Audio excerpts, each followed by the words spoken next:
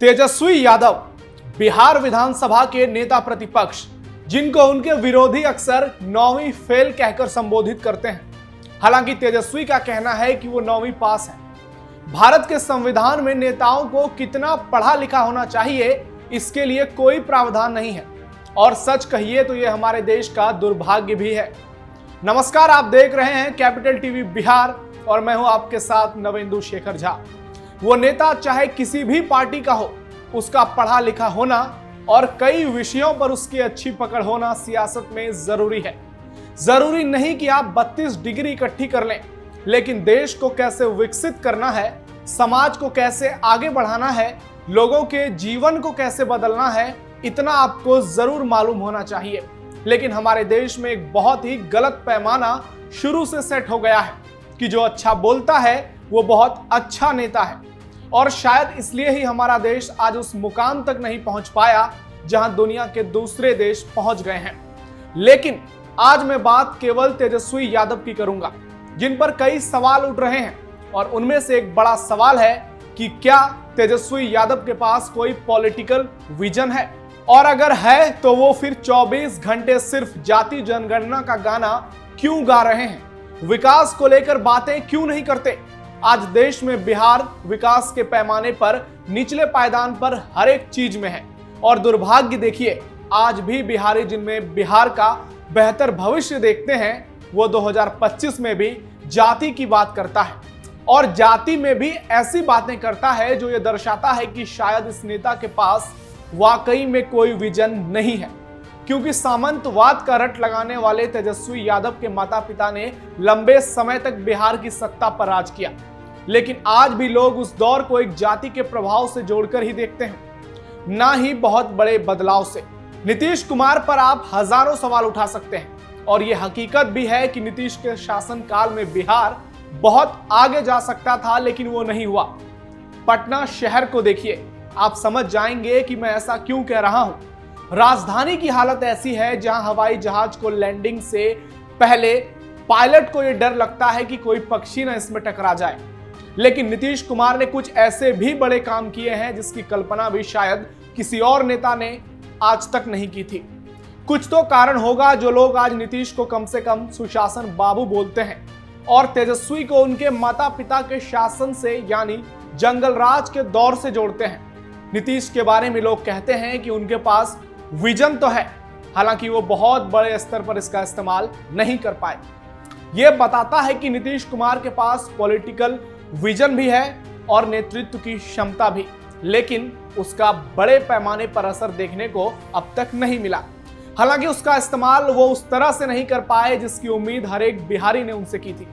लेकिन तेजस्वी के पास क्या है, सिवाय इस बात के कि मेरे रहते बिहार में लाखों सरकारी नौकरियां दी गई। हालांकि ये बात कोई कम अनुभवी ही कर सकता है, क्योंकि बिना मुख्यमंत्री के सहयोग के राज्य में लाखों लोगों को रोजगार देना क्या संभव है। तेजस्वी जाति जनगणना पर जिस तरह से बोल रहे हैं, उसने बिहार के लोगों को एक बात सोचने पर मजबूर कर दिया है कि जाति जनगणना के अलावा तेजस्वी के पास दूसरा कोई मुद्दा नहीं है। अगर कोई उनके पास ठोस विजन होता तो वो जनता के सामने रखते, क्योंकि आज बिहार एक ऐसे नेता की तलाश में है जो अपने क्लियर विजन को लेकर बिहारियों के दिल में जगह बना पाए। आप हर एक चीज में आरक्षण की बात कर करके क्या लोगों को पूरी तरह से अपंग बनाना चाहते हैं? क्या आरक्षण 50% को पार करने के बाद आप हर एक दलित पिछड़े को सरकारी नौकरी दे देंगे? और आप जो प्राइवेट सेक्टर में आरक्षण की बात कर रहे हैं, आज के दौर में क्या वो संभव है? क्योंकि हर एक जगह सिर्फ कोटा ही नहीं, क्वालिटी भी चलता है बॉस। और यही हाल रहा तो क्या आरक्षण से आप बिहार को पूरे देश में नंबर 1 बना देंगे? मेरा सीधा सवाल है तेजस्वी यादव जी आपसे, आप में इतनी हिम्मत है कि आप ये कहें कि मेरी हर एक बात अगर केंद्र सरकार मानती है तो मैं बिहार को भारत का नंबर 1 प्रदेश बना दूंगा? अगर हिम्मत है तो कहिए, लेकिन आप नहीं कह पाएंगे, क्योंकि जाति जनगणना पर आप केवल सियासत कर रहे हैं। और सिर्फ आप ही नहीं, जितने भी नेता इस पर अपनी सियासी रोटी सेक रहे हैं, वो भारत को कभी भी चीन, अमेरिका और जापान जैसा बनते नहीं देखना चाहते हैं। और यही सच्चाई है, क्योंकि उनको उनके सियासत के आगे कुछ नजर ही नहीं आ रहा। चलिए अब आपको बताते हैं कि आखिर तेजस्वी ने क्या कह दिया जिसके बाद पक्ष विपक्ष में वार पलटवार जारी है और सोशल मीडिया पर लोग तेजस्वी के विजन पर सवाल उठा रहे हैं। बिहार समेत देश भर में जाति जनगणना को लेकर सियासत तो तेज है ही, विपक्ष का भी हर एक नेता केंद्र सरकार के इस फैसले का क्रेडिट लेने में सबसे आगे है। बिहार में इस साल चुनाव भी होने वाले हैं।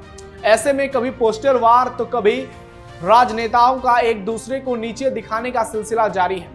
वहीं अब नेताओं को जाति जनगणना का एक नया मुद्दा मिल गया है, जिसके नाम पर हर कोई अपनी सियासी रोटी सेकना चाह रहा है। और इस रेस में सबसे आगे हैं आरजेडी सुप्रीमो लालू प्रसाद यादव के बेटे और प्रदेश के पूर्व डिप्टी सीएम तेजस्वी यादव, जिन्होंने जाति जनगणना पर एक चौंकाने वाला बयान दिया है। तेजस्वी यादव ने सोशल मीडिया पर ट्वीट किया, जिसमें कैप्शन में लिखा, जातिगत जनगणना तो शुरुआत है, पिक्चर अभी बाकी है। साथ ही हाइलाइट्स के साथ कुछ पॉइंट्स भी दिए, जिसमें उन्होंने जाति जनगणना के नाम पर कई चीजों और क्षेत्रों में आरक्षण की मांग की है। आइए पहले आपको तेजस्वी यादव की उन 10 बड़ी मांगों के बारे में बताते हैं। तेजस्वी की जाति जनगणना पर 10 बड़ी मांगे। विशेष राज्य का दर्जा, विशेष पैकेज, पिछड़ों अति पिछड़ों के लिए आरक्षित निर्वाचन क्षेत्र, निजी क्षेत्र में आरक्षण, ठेकेदारी में आरक्षण, न्यायपालिका में आरक्षण, मंडल कमीशन की शेष सिफारिशों को लागू करेंगे, आबादी के अनुपात में आरक्षण देंगे, बिहार के लिए विशेष राज्य का दर्जा, बिहार के लिए विशेष पैकेज। तो ये 10 बड़ी मांगे हैं आरजेडी नेता तेजस्वी यादव की, जो उन्होंने जातिगत जनगणना को लेकर केंद्र सरकार से की है। वहीं तेजस्वी ने सरकार पर हमला बोलते हुए कहा कि उच्च मानसिकता के समता विरोधी संकीर्ण और नकारात्मक संघी भाजपाई इस पर हमें गाली देंगे, लेकिन बाद में बेशर्म हमारे ही एजेंडे को अपना मास्टर स्ट्रोक कहेंगे। कितने खोखले हैं ये लोग। इससे पहले भी तेजस्वी ने एक्स हैंडल पर पोस्ट कर केंद्र सरकार पर निशाना साधा था। तेजस्वी ने लिखा कि कम से कम चुल्लू भर पानी में उन लोगों को नाक ही रगड़ लेनी चाहिए जो आरजेडी और तेजस्वी यादव के जातिगत जनगणना को देश और समाज को तोड़ने वाला बताते थे, और अब मोदी जी के जातिगत जनगणना कराने को मास्टर स्ट्रोक बता रहे हैं। वहीं तेजस्वी के बयान पर बीजेपी के राष्ट्रीय मंत्री ऋतुराज सिन्हा ने पलटवार करते हुए कहा कि तेजस्वी जी, आपकी राजनीति समाजवाद नहीं, जातिवाद के रास्ते परिवारवाद की रोटी सेकने का माध्यम है। ये पूरा देश जानता है। लालू यादव और उनके परिवार को यह स्मरण कराना आवश्यक है कि जिस समाजवाद की दुहाई वे वर्षों से देते आए हैं, वो दरअसल एक व्यक्ति विशेष और जाति विशेष तक सीमित रह गया है। संकुचित और स्वार्थपूर्ण एजेंडे का दूसरा नाम रहा है। ऋतुराज सिन्हा ने कहा कि समाजवाद की आड़ में इन्होंने वर्षों तक एक जाति विशेष को साधा और शेष समाज को हाशिए पर धकेल दिया और अपने राजनीतिक स्वार्थ की रोटियां सेकते रहे। वहीं जन स्वराज पार्टी के संस्थापक प्रशांत किशोर अक्सर तेजस्वी यादव पर हमलावर रहते हैं। वो उन्हें लगातार 9वीं फेल कहते हैं। हालांकि बयान काफी पुराना है, लेकिन आपको बता दें कि प्रशांत किशोर ने कहा है कि वो बिहार के विकास का रास्ता बता रहे हैं, जिसके माँ बाप मुख्यमंत्री रहे, लेकिन उसने 10वीं भी पास नहीं किया। यह दिखाता है कि शिक्षा के प्रति उनकी सोच क्या है।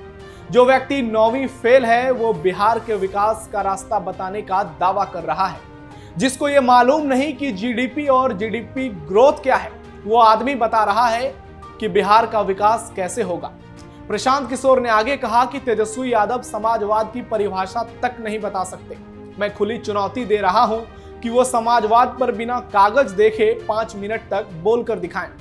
समाजवाद क्या है वो सिर्फ यही बता दें। अगर वो बता देंगे तो हम उनको नेता मान लेंगे। वो 10 दिन कोचिंग ट्यूशन करके आएं और फिर बताएं कि समाजवाद क्या है। हालांकि इस पर तेजस्वी ने पलटवार करते हुए सिर्फ इतना कहा कि हर चुनाव से पहले ऐसे लोग आते हैं और फिर गायब हो जाते हैं, लेकिन उन्होंने प्रशांत किशोर के चैलेंज को एक्सेप्ट नहीं किया। हालांकि सोशल मीडिया पर लोग प्रशांत किशोर की इन बातों को सही ठहराते हैं। प्रशांत किशोर ने कमाल की बात करते हुए कहा कि बिहार में पिछले 30 साल में शर्ट के ऊपर गंजी पहनने वालों को नेता बना दिया गया। उनको न विषय का ज्ञान है और न ही भाषा का ज्ञान। मैं यही मानता हूं कि डिग्री हासिल करने के बाद कोई व्यक्ति समझदार हो जाता है। हर घर में ऐसे लोग हैं जो पढ़े लिखे नहीं हैं लेकिन बहुत समझदार हैं। ये बात कहीं ना कहीं तो सही है और इसी से जुड़ा है विकास का विजन जो एक नेता को परिभाषित करता है। हम जाति जनगणना का विरोध नहीं कर रहे, लेकिन बिहार पर सवाल उठाना हमारा हक है। जिसको मिर्ची लगनी है उसे लगे, हम बिहार की विकास की बात करते रहेंगे और ऐसे नेताओं पर सवाल उठाते रहेंगे जो विकास के नाम पर लोगों को गुमराह करते हैं और 24 घंटे सिर्फ जाति की पॉलिटिक्स करते हैं। फिलहाल स्पेशल स्टोरी में इतना ही। आप जुड़े रहिए कैपिटल टीवी बिहार के साथ, यहां आपको ऐसे ही शानदार खबरें मिलेंगी। नमस्कार।